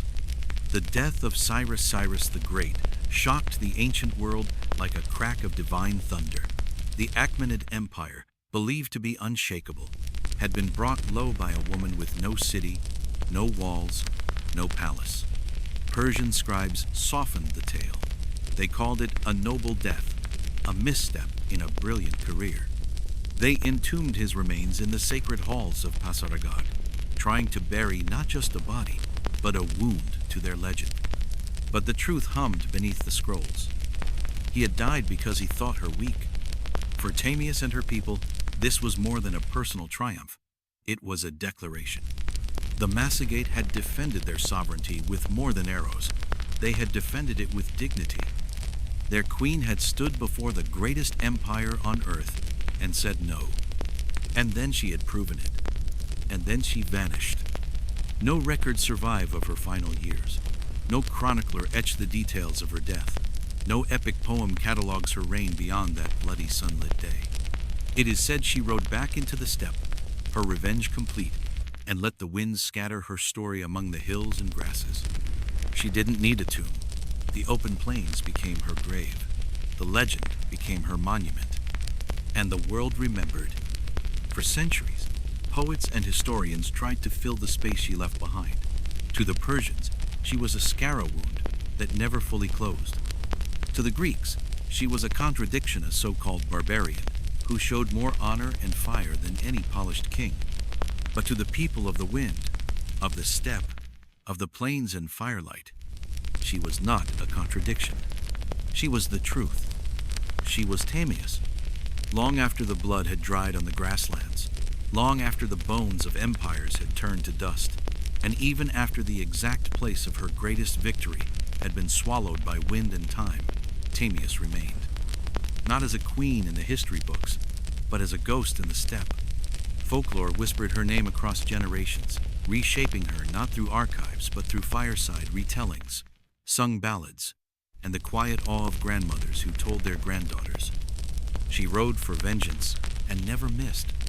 In the collective memory of the East, she was no longer just a warrior, she was a shadow cast across centuries, a rider seen in the morning fog or in the wake of a dust storm. Her face was imagined beneath the helmet of every wild-eyed queen, her blade gleaming not with metal, but with memory. They said she still rode through plains no empire could tame, with a sword that remembered every name carved into its hilt, and a gaze colder than northern frost. In these stories, her horse needed no reins, because vengeance does not wander, it rides with purpose. Medieval manuscripts from as far west as the Caucasus would later depict her cloaked in stormlight and steel, towering over a fallen king. Renaissance painters, ever drawn to power in unexpected forms, imagined her standing over Cyrus's broken body, head in hand, with calm defiance carved across her face like scripture. She was reinterpreted in every age and ever less than what people needed her to be. To some, she became a mother of wrath, her hands soaked in grief, not cruelty. To others, she was a wild queen, untethered by any man's rule, a lesson carved in blood and bone. In darker centuries, she was reduced to a cautionary tale what happens when women wield swords. But in places where resistance had no name, she became one. Every culture reshaped her, but one truth cut through every myth like the edge of her blade. Tamias changed history. She didn't inherit power. She seized Iton, a time, in a place, in a world that told her not to. And for one brief, blazing moment, when the fate of nations turned like grass in the wind, she did something no army, no alliance, no king could do. She stopped an empire. Cyrus the Great, the man who had broken Babylon, who had rewritten borders with his footsteps, who had reshaped half the known world, was brought down not by politics or poison or palace intrigue, but by a woman who rode for her son's soul. Tamias proved that not all empires rise. Some fall to fire, to grief, and to the hooves of warriors who never ask permission. Yet for all her greatness, much of what we know of her comes not from the Massagate themselves. No stone tablets have been found. No formal royal archives survived. Her people were nomads, not chroniclers. They left no palimpsestimony legends. It was Herodotus, a Greek writing nearly a century later, who ensured her place in recorded memory. Often called the father of history, Herodotus painted Tamias not as a queen, but as a force of natura, whirlwind of maternal vengeance. To his Greek readers, she represented everything imperial arrogance feared, that a barbarian woman could outwit and destroy the greatest king of their time. He wrote of her with awe and horror, a tale, half chronicle, half prophecy. He recorded the now infamous image, her standing above Cyrus's corpse, ordering his head severed, and plunging it into a wineskin filled with human blood. "Drink your fill," she said, her voice echoing across history. It was a story designed to wound empires. But was it real? Modern scholars still argue. Some claim Herodotus exaggerated, or perhaps invented the blood-soaked finale. That Tamias was turned into a literary device, a divine reckoning in the shape of a woman, meant to humble Persia in Greek minds. Others say that while the details may be poetic, the core truth remains. Cyrus the Great crossed the Araxes River and he never returned. His army was destroyed, his pride shattered, and the one name written on that ruin was hers. There are deeper questions to ones no historian can ever fully answer. Did she truly disappear into the mists after her victory? Did she return to her people as a queen, or as something more? Did she grow old, ride again, or simply vanish into myth? We may never know. But the silence around her death only amplified her legacy. For centuries, poets invoked her name as a blade that cuts through masculine certainty.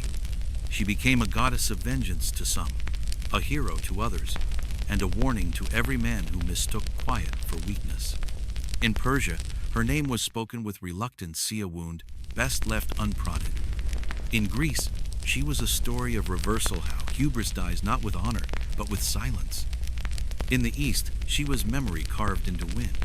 Even now, in dusty corners of forgotten libraries, her story lingers. In painted battle scenes, her silhouette often leads from the front bow drawn, eyes fixed on the horizon. In stories told in corners of Central Asia, girls grow up hearing her name as both promise and possibility. Tamias wasn't a queen for her time. She was a queen against time. She proved that leadership isn't seated on thrones or buried in tombs. It is lived, lost, and remembered not in gold, but in the grit of survival. And when her warriors looked to her in that final battle, they didn't see royalty. They didn't see legend. They saw a mother who had buried her child and risen to bury her enemies. That's what history can never quite erase. Because long after the banners fall, long after statues are defaced, and names chiseled from stone, the wind still remembers her. Tamias the queen who needed no crown. Tamias the rider no empire could tame. Tamias the storm who taught the world that even the greatest of kings bleed. And sometimes the fiercest voice of history rides not from a palace but from the wild. Tamias did not build temples. She didn't inscribe her laws into golden tablets or chisel her name into the archways of palaces. She ruled no cities, claimed no throne carved of stone. Her empire was breath and fire, grass and hoofbeats. Her power passed not through parchment, but through wind and awe. And yet, centuries after her death, she was remembered in defiance of time, of erasure, of the silence imposed by those who wrote history with stone and crown. Because some stories do not need marble, they ride. The Greeks gave her form first, not her people, the Massagate, who left no scrolls or carvings. They lived as they fought, free, mobile, unbound by walls. Their memory lived not in archives, but in campfire songs and the whispered prayers of riders before battle. It was Herodotus, writing nearly a century after her war, who gifted her a pen-shaped immortality. In his telling, she wasn't just a warrior. She was a mirror held up to empires. The Massagate were wild, yes but wild, like a storm, not like animals, noble in their rawness. A culture that lived in the saddle, worshipped under open sky, and answered only to wind and sun.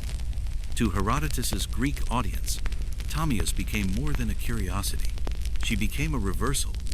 Cyrus, emperor of order, walls, and wealth, was brought low not by another empire, but by a woman with no capital, no fleet, no marble gods. A woman who fought not for conquest, but for her child. Herodotus emphasized the drama, the grief, the blood-filled wineskin, the head held high like a final insult to arrogance. And whether he embellished or simply captured a moment already mythical, one thing is certain. He made her unforgettable. Historians debate the veracity of his tale.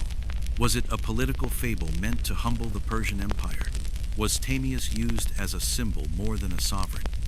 Was the final act their words, "Drink your fill" true, or shaped for effect? The answers matter less than the impact. Because even if the details blur with time, the truth of her defiance cuts clean. In a world forged for kings, Herodotus recorded the woman who did not bow and made sure the world remembered. And yet, her name did not become law. Her likeness was not cast in bronze by her people. She led a people who rode with the seasons, not with parchment. Her legacy did not grow roots, it flew. No Massagate monument remains, no funerary mask, no official end. She became folklore.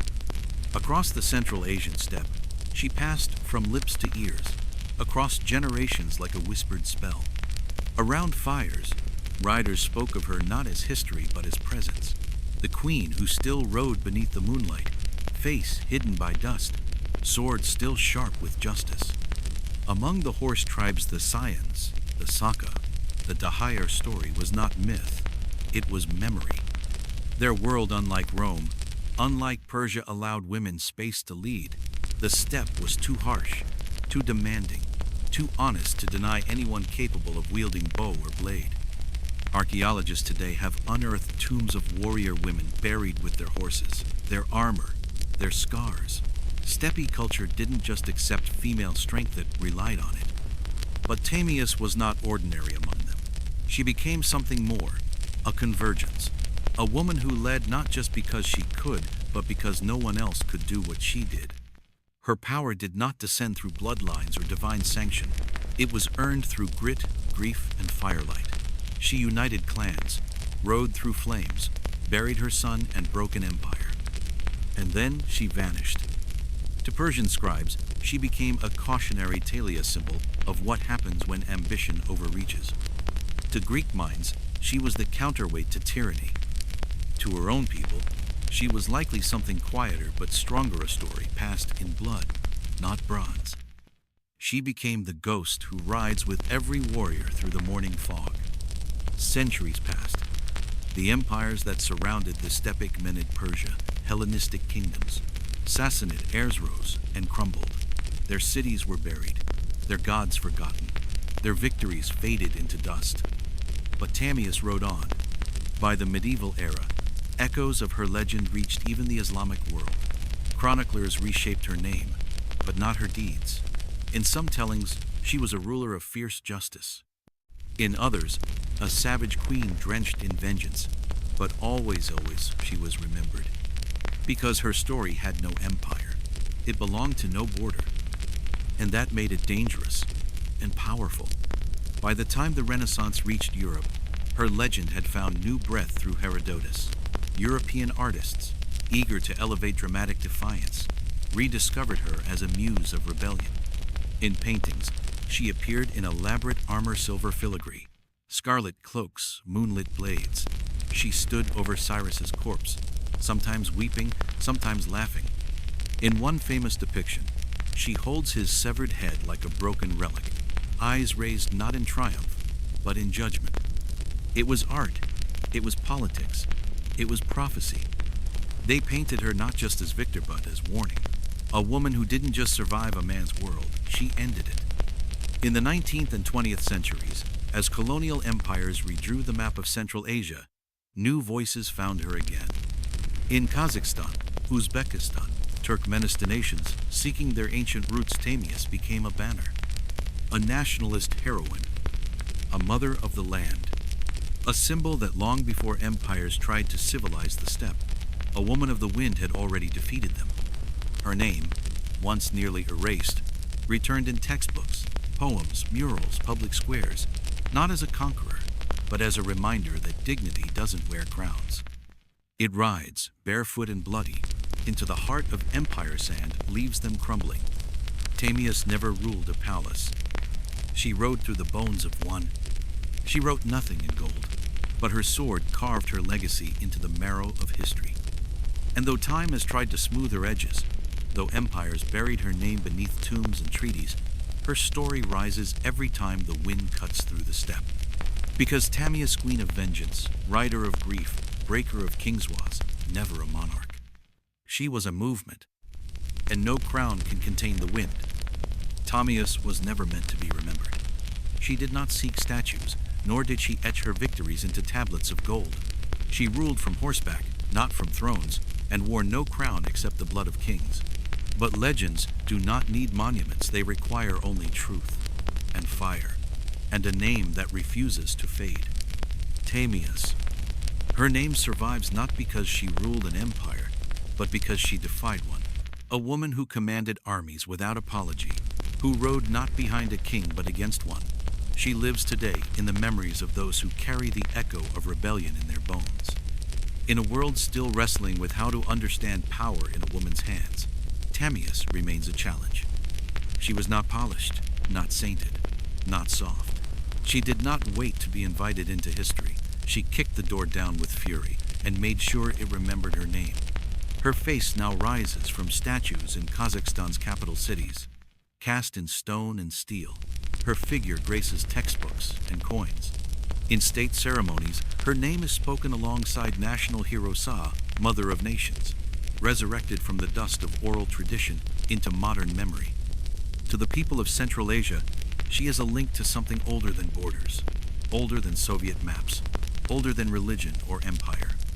She is a tether to a time when identity was carved into the land itself, a time of hawks and horses, of blades and sky. Her legend speaks of a past that did not begin in submission, but in the scream of battle and the gallop of hooves. A past that still lives in the dust kicked up by every windstorm. Tamias was not a whisper. She was a war cry.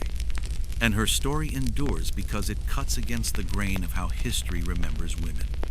Not as afterthoughts, not as wives, not as background to a man's conquest, but as forces of destiny. She didn't rule with silk, she ruled with scars. She didn't beg for recognition, she took it, wrapped in grief, wielding steel. She wasn't handed command, she seized it in blood. Tamias didn't create an empire that outlived her. She created a moment that still pulses through the world like a heartbeat that refuses to stop. In classrooms, from Nur Sultan to Samarkand, students read her story not because she ended the life of Cyrus the Great, but because she taught something greater. That leadership isn't a birthright, it's a decision. That dignity is not granted, it's seized by the one who dares to say no and means it. That sometimes, the most powerful figure in a kingdom is not a king, but a mother standing at a grave, vowing no tyrant shall walk away. And perhaps most importantly, that some truths are so fierce, so luminous, they survive even when everything else crumbles. Empires fall, statues fade, cities drown in sand, but legends ride. And somewhere, in the blue-blown grasses of the high steppe, when the wind picks up just right, you might hear it, the sound of hooves, the hiss of arrows, and a queen who still gallops, unbroken, unforgiving, unforgettable. And so we turn from the steppe to the sand, to a land far older, where kings ruled beneath the sun god's gaze, where the Nile shaped both life and death, and where honey itself was not simply food, but divinity harvested by human hands. Because in ancient Egypt, beekeeping wasn't a craft. It was cosmic alignment.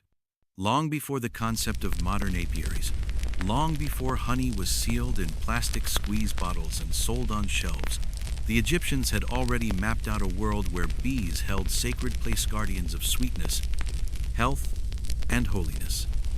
By 2400 BCE, the walls of tombs in the sun-drenched necropolis of Saqqara bore vivid reliefs of beekeepers working in harmony with buzzing golden spirits. Not peasants, not commoners, but state-sanctioned stewards of something divine. Egyptian beekeeping was mobile, meticulous, and astonishingly modern. They used long horizontal clay hives, stacked in rows, set on their sides, like a corridor of tiny earthen tunnels. These weren't crude nests. They were designed to move up and down the Nile's fertile artery, following the blooms like ancient GPS for nectar. As the river rose and receded, so too did the bees. Entire flotillas of hives would shift with the season, carried along boats or carts, ensuring the colonies remained fed and productive. This practice, known today as transhumance, is still used by modern apiarists. But the Egyptians were doing it 4,000 years ago. Without suits, without gloves, without veils, these keepers used skill and ritual. They lit clay pipes and breathed smoke into the Hivessa language the bees understood. It was not domination, but negotiation, a covenant between sun and swarm. Honey was gathered not with greed, but reverence. It was used in medicine wound salves, anti-infective ointments, digestive cures. It was placed in tombs preserving the dead, feeding the spirit in the afterlife.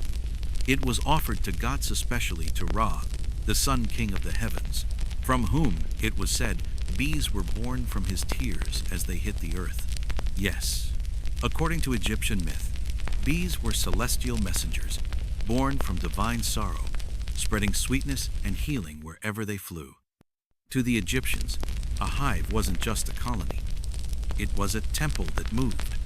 And so, as we leave behind the shadow of Tamusta, blade of the steppe, the rider of Griefweed, now follow a different hum, a softer sound, the whisper of wings over lotus fields. A new story begins, one where power comes not from swords, but from the sun, and where life and death and the divine itself are woven by honey and flight. They said bees were born from the tears of Wraith sun god Sorrow, falling to earth as gold-winged messengers. This wasn't just mythology. It shaped a civilization. In ancient Egypt, the bee was not simply a buzzing creature, it was a sacred envoy, fluttering between the mortal world and the realm of the gods. Honey, the product of its divine labor, was considered more than nourishment. It was spiritual currency, used in temple offerings, funerary rites, and royal rituals. To give honey to a god was to return a piece of heaven itself. It also held tangible value beyond religion. In times of famine or barter, honey was used as a form of currency, traded for grain, goods, or services. And in the temples and tombs, it was not uncommon to find sealed jars of honey buried with the dead, intended to accompany them into eternity's sweetness for the soul's journey beyond. But perhaps the most astonishing use was medical. Ancient Egyptian papyrus scrolls, fragile and yellowed, yet rich with wisdom, contain over 500 medicinal recipes involving honey. Mixed with herbs, crushed minerals, milk, or even wine, it treated everything from wounds to burns to digestive ailments. Its antibacterial and anti-inflammatory properties were known, even if not yet understood in molecular terms. And it wasn't just honey. Beeswax held its own esteemed place in the Egyptian toolkit. Used in cosmetics for softening skin, in embalming to preserve the dead, and in writing tablets for scribes, beeswax became an essential material in daily life. From the kitchens of healers to the sanctuaries of priests, the hive's gifts flowed through every layer of society. In Egypt, the hive wasn't just a source of sweetness. It was a miniature universe, a system of harmony, healing, and divine order, managed with care, respected like a temple, protected like a secret. Beekeeping here was sacred architecture, performed under the dual gaze of human wisdom and celestial will. But where Egypt infused beekeeping with structure and sanctity, the lands further east across the Tigris and Euphrates gave bees something just as powerful: law. Mesopotamia, often hailed as the cradle of civilization, gave the world writing, agriculture, and city building. But buried among the great innovations of the Sumerians, Akkadians, and Babylonians is another quiet legacy: the legal protection of bees. While Mesopotamian beekeeping lacked the dramatic temple art of Egypt, its traces are found where power was truly recorded on: cuneiform tablets, clay blocks filled with lines like rivers of ink. These tablets reference nins, a term thought to mean bee gardens or proto-apiaries. These gardens weren't wild plots. They were maintained, guarded, and, crucially, attached to temples or royal estates. Honey was not a peasant's indulgence. It was a resource of the elite.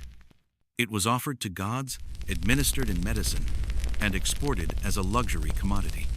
In a world where most goods were measured in grain, the fact that honey was counted separately, and often in silver equivalents, speaks to its worth. But perhaps the most striking record comes from one of history's oldest surviving legal codes, the Code of Hammurabi.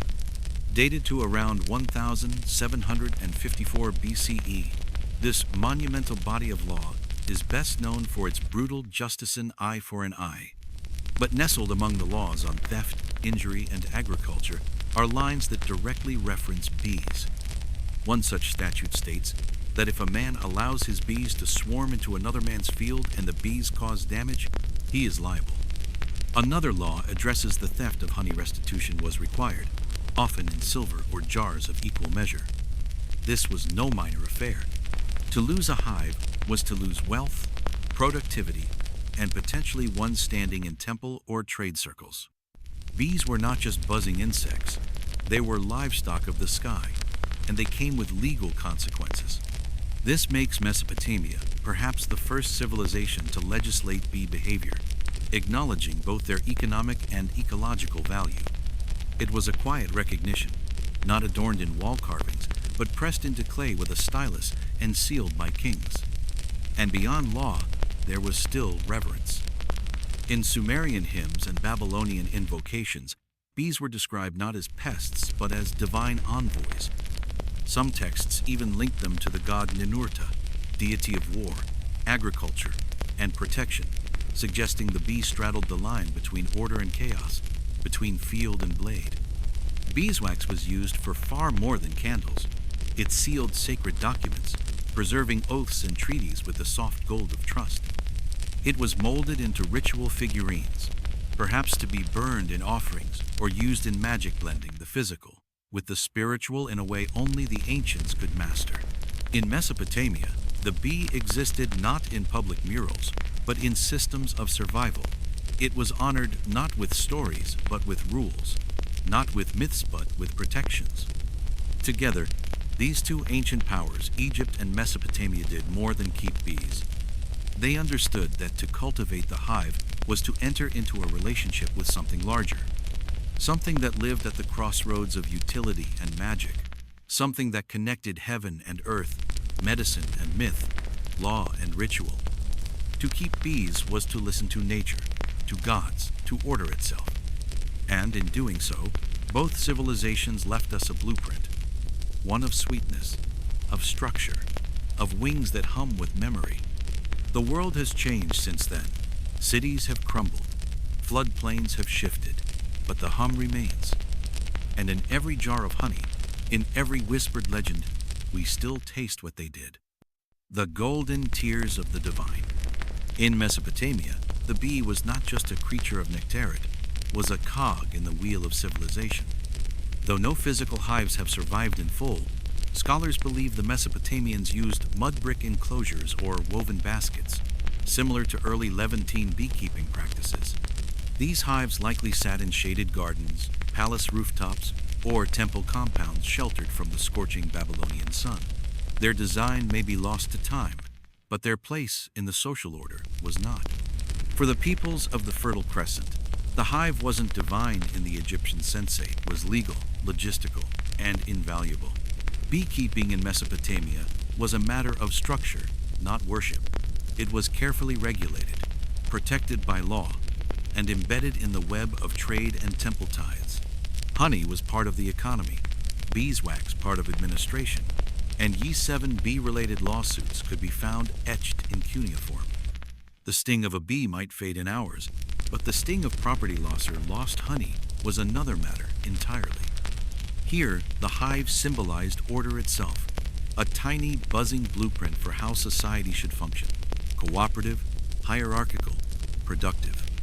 In a world built on the foundation of irrigation canals and grain quotas, the bee was a miniature civil servant with wings. But far to the northwest, in the rugged highlands of ancient Anatolia, a different rhythm echoed through the hills. The Hittites, precursors to the Greeks and Romans, revered bees in a more mystical register. Where Mesopotamians legislated hives, the Hittites invoked them. To them, the bee was Secreta messenger, a purifier, a creature that carried not only pollen but spiritual intention. Their records, particularly religious texts from the 14th and 13th centuries BCE, describe bees not merely as insects, but as participants in ritual. In one striking Hittite rite, a bee is summoned and symbolically tasked. Go forth and remove the impurity, the wrath, the chaos. The bee is not sacrificed.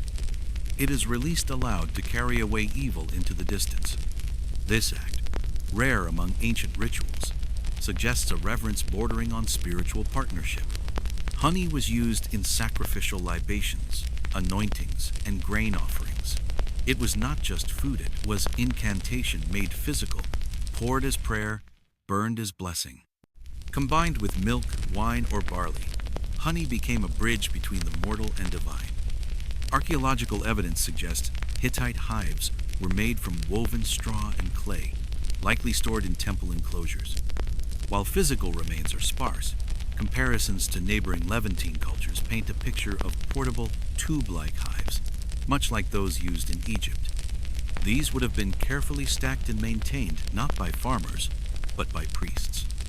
Hittite beekeepers may have served under temple authority. Their work aligned with seasonal festivals and state ceremonies. For them, beekeeping was not a craft, it was a cosmic duty. The Hittites also contributed something remarkable.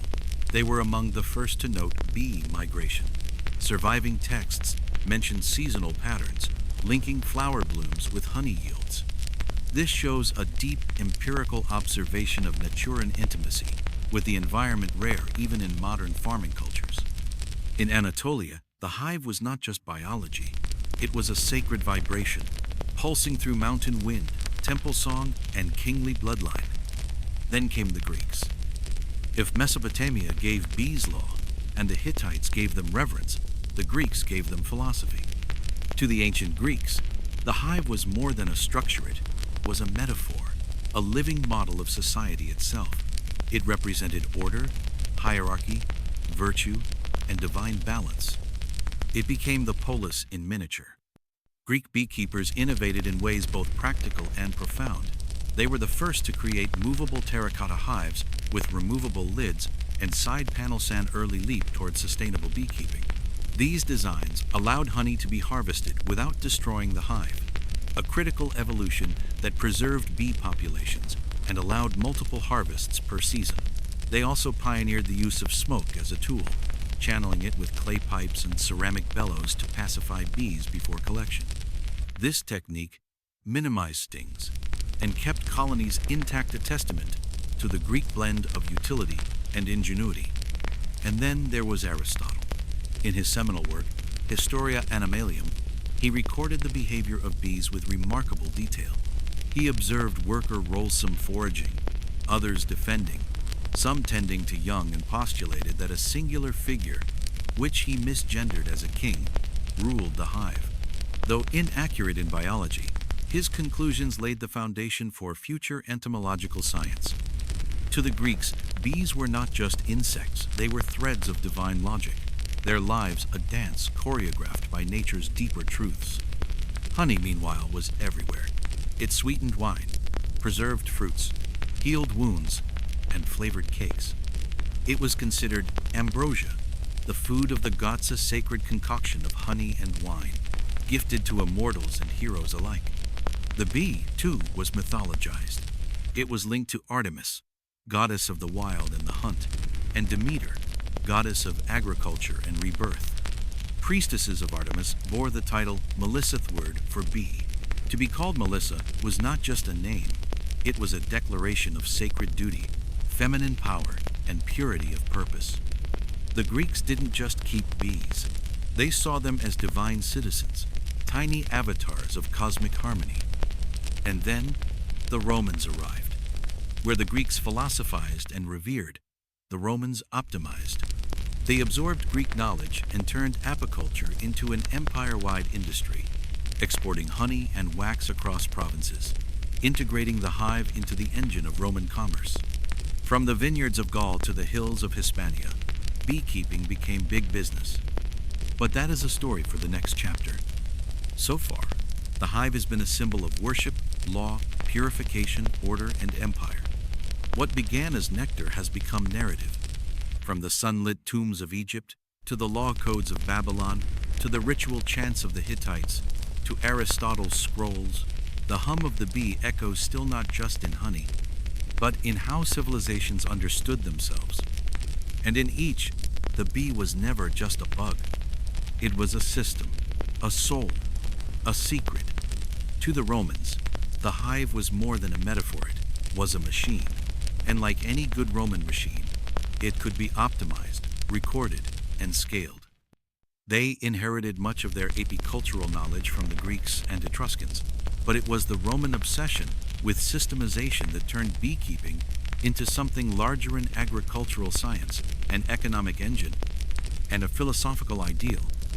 Writers like Varro and Columella didn't just praise honey, they documented it. Their treatises, written with astonishing clarity, read like ancient manuals, outlining how to construct hives, how to calm swarms, how to relocate colonies, how to time the harvest. They cataloged seasonal cycles, described pest control techniques, and offered insight into swarm behavior observations that would not be matched in detail for centuries. Roman hives took many forms: hollowed logs, cork-lined containers, clay tubes, and woven baskets sealed with mud, dung, or resin, depending on the climate. In the cooler provinces, insulation was essential. In the hotter regions, ventilation was everything. This adaptability allowed beekeeping to flourish across a vast empire from the rainy hills of Britannia to the dusty vineyards of Syria. To calm the bees, Roman apiarists burned clay pots filled with thyme, oregano, or bay leaves. The smoke sedated the hive, soothing their temper, perhaps even infusing the honey with subtle herbal tones. Harvesting was done carefully with iron knives. Wax was melted, strained, and separated for reuse in everything from candles to cosmetics, sealing tablets, and even waterproofing ships. Honey itself was everywhere. It sweetened wine into mulsum, was stirred into sauces for roasted meats and fermented fish, and became a key ingredient in cakes and bread. Roman athletes and soldiers consumed it as an energy booster before exertion, and in the halls of medicine, it reigned as a healing balm. Roman physicians, drawing from Hippocratic tradition, prescribed honey for wounds, ulcers, sore throats, fevers, and digestive ailments. It was antibacterial long before the term existed. Its acidic pH and trace hydrogen peroxide made it a natural antiseptic, a kind of edible alchemy, offering healing that bordered on miraculous. But it wasn't just the honey. It was the organization behind it that made it Roman. Large villa estates often maintained dedicated apiaries, managed by overseers and worked by enslaved laborers. Harvests were tracked, stored, and taxed. Surplus honey was sold in urban markets or shipped abroad, a golden cargo of empire. In Roman thought, the hive mirrored the ideal household: cooperative, obedient, productive. Bees were not just insects, they were citizens, contributing to the wealth of the state with silent labor. And yet, even in this world of ledgers and logistics, the ancient wonder of the bee never fully disappeared. Across Egypt, Greece, Mesopotamia, and Anatolia, bees had always been more than biological marvels. They were bridges between worlds. Creatures that lived in the hidden places of nature, made food without slaughter, and stung only when forced. In Egypt, mythology claimed that Ra, the sun god, shed tears that became bees when they touched the earth. These bees then flew across the land, spreading light, life, and divine sweetness. Their honey became an offering to the gods, a staple in funerary rites, a gift placed in tombs to nourish the soul in the afterlife. The bee became a royal emblem too. Pharaohs of Lower Egypt bore the title He of the Sedge and the Bee, binding their earthly power to the cosmic order of the hive. In Greece, bees were steeped in feminine symbolism. They were associated with Demeter and Artemis, goddesses of harvest and wilderness. Their priestesses were called Melissae the bees, women who served as oracles, healers, and intermediaries between mortal and divine. One legend holds that the Delphic Oraclete Pythia herself was originally a bee priestess. Her voice, shaped by divine breath and prophetic trance, buzzed with sacred truth. The hive was not only a symbol of labor, it was an ideal society. Disciplined, selfless, reverent, Greek philosophers praised bees for their sense of purpose, for embodying the natural order. Stoics admired their silent duty. Mystics saw them as avatars of harmony. And when Christianity spread through the empire, it brought the bee with it. Early Christian thinkers saw in the hive a moral parable: chastity, diligence, and resurrection. Bees, they noted, produced endlessly yet desired nothing. They were celibate architects of sweetness, a purity that seemed almost holy. But nowhere was the bee more magically charged than in Mesopotamia. Here, in the shadow of ziggurats and temple fires, bees were ritual instruments. In Hittite ceremonies, a live bee might be brought into a gathering and symbolically tasked with carrying away sin or misfortune. Once charged with the impurity, it was set free, released to the wild, to take the village's darkness with it. Honey and beeswax were burned in sacred flames. Figurines were sculpted from wax and used in protective magic.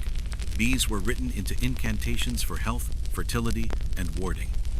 They were not metaphor, they were medicine and magic, both. Even before germ theory, people knew honey healed. In Egypt, honey was prescribed in over 500 recipes, according to the Ebers Papyrus, c. 1550 BCE. Mixed with milk, garlic, herbs, or resin, it treated eye infections, burns, digestive disorders, skin lesions, and more. Wounds treated with honey healed faster. They resisted infection. They closed cleaner. Why? The ancients couldn't say, but they trusted the bee to know. The Greeks followed closely. Hippocrates, the father of medicine, prescribed oxymel, a honey and vinegar tonic to treat fevers and phlegm.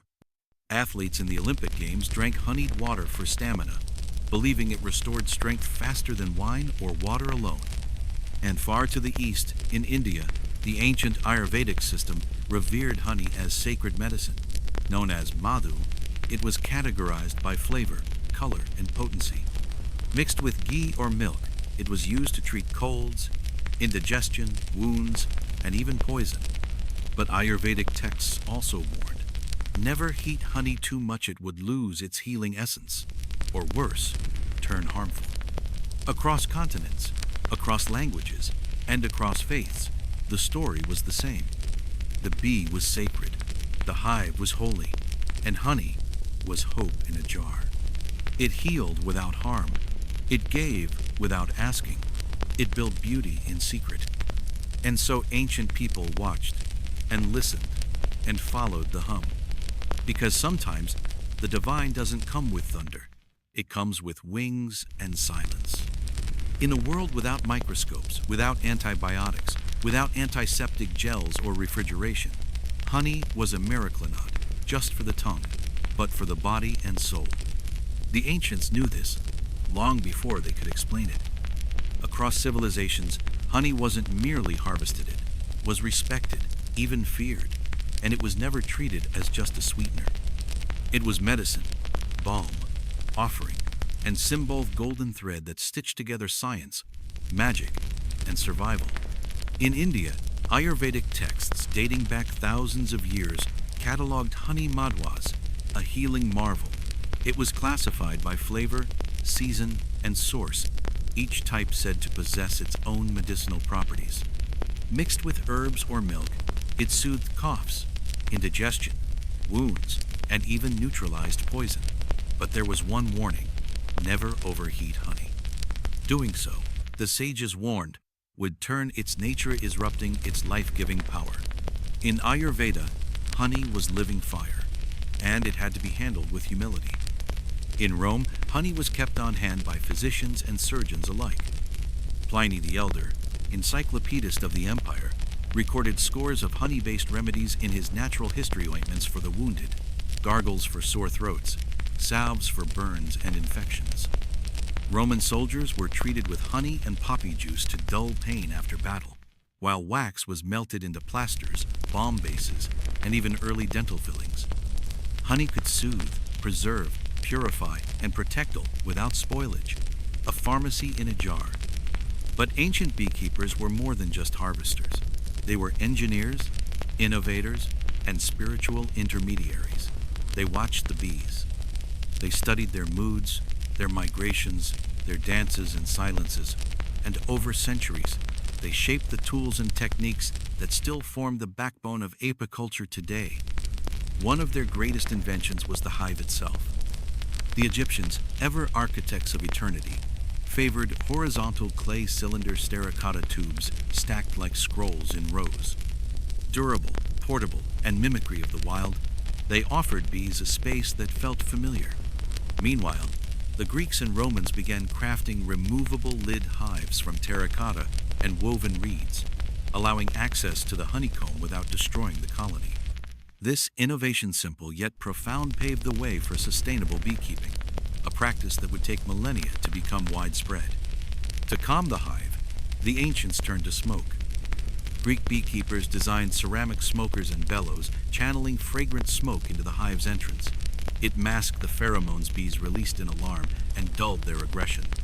The Romans refined this further, burning herbs like thyme, oregano, and bay leaves not only to pacify the bees, but to perhaps infuse subtle notes into the honey's flavor profile. Harvesting tools varied wooden and bronze knives, beeswax presses, ceramic basins for straining, protective suits. There were none. Ancient beekeepers relied on skill, patience, and deep familiarity with their colonies. They learned not to fear bees, but to understand them. And they observed. Oh, how they observed. They tracked swarming seasons, learned to predict bloom cycles, and developed early forms of transhumance-moving hives to follow the flowering of trees and crops. This practice, used in ancient Egypt, Anatolia, and the Mediterranean, mirrors modern migratory beekeeping today. The wisdom of their cycles, gleaned through watching the land and sky, allowed them to gather more honey year after year without exhausting their bees. They were the first to understand that bees were not just wild things. They could be collaborators. But the tools were not enough. The ancients believed that a productive hive also depended on respecting the spirits of bees. Rituals were performed. Offerings were made. In some cultures, chants or prayers were whispered before opening the hive. To fail in this sacred etiquette was to risk misfortune, and not just a failed harvest, but sickness, stings, and spiritual retribution. Because in every age, people sensed the hive is alive not just with insects, but with something more, a pulse, a presence. And so ancient apiculture became something unique in the history of agriculture, a fusion of natural science, craftsmanship, and reverence. From the temples of Egypt to the rooftops of Babylon, from the forests of India to the vineyards of Gaul, early beekeepers crafted a delicate relationship between human and insect that endures today. They gave us the first model for sustainable animal management. They taught us how to harvest without harm, how to extract without exploitation, how to listen to the weather, to the flowers, to the hum of 1,000 wings. And their understanding of honey as medicine left lasting imprints in every major medical tradition: Ayurvedic, Egyptian, Greek, Roman. Their use of beeswax shaped the development of cosmetics, waterproofing, writing tablets, embalming, and even sculpture. Their belief in bees as symbols of purity, resurrection, and divine order still echoes in rituals, art, and architecture. The hive remains a metaphor for harmony, labor, and selflessness. The bee remains a messenger between worlds, a creature that exists halfway between life and myth. And now, in our modern age, armed with GPS, pesticides, and synthetic medicine, we've come full circle. We still rely on bees not only for honey, but for the pollination of over 1/3 of global crops. Without them, much of our food vanishes, our ecosystems falter, our balance crumbles. And we still fear for them. For all our advancement, we return to the same truth the ancients knew: without the bee, the world starves. Their hum is no longer just the sound of harvest. It is a warning. It is a heartbeat. So, when we look back at the ancient keepers, the scribes of honey, the whisperers of smoke, the builders of clay sanctuaries, we do not just find our past. We find a blueprint for our survival. A tiny civilization within civilization. A reminder that what we treasure most is often the smallest, the quietest, the most easily lost. And that the bond between humans and bees, born in myth, built in mud, sealed in waxes, one of the oldest, most sacred contracts we've ever made.